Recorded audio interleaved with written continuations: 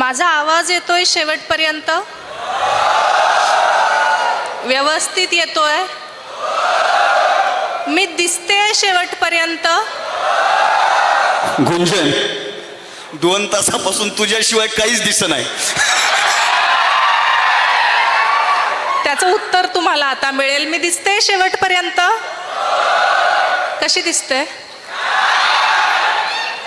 बाईला याच्यापेक्षा जास्त काय पाहिजे असतं? माझा आवाज येत असेल तर आपण सगळे मिळून पहिल्यांदा सरांना वाढदिवसाच्या शुभेच्छा देऊ. सगळ्यांनी एकदा जोरदार टाळ्या वाजवा त्यांच्यासाठी.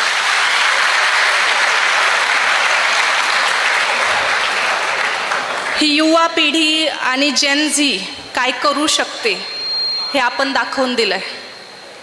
या देशात खूप काही आपण केलंय आणि त्यांची शक्ती एकत्र आणण्याचं काम सर करतात. हे खूप मोठं काम आहे. मगाशी अविनाश म्हणत होता की काही लोक कविता ऐकायला आलेत, काही बघायला आलेत. मला खात्री आहे तुम्ही कविता ऐकण्यासाठीच आला आहात. बघण्यासाठी आला असणार तर तुम्हाला एक किस्सा सांगते.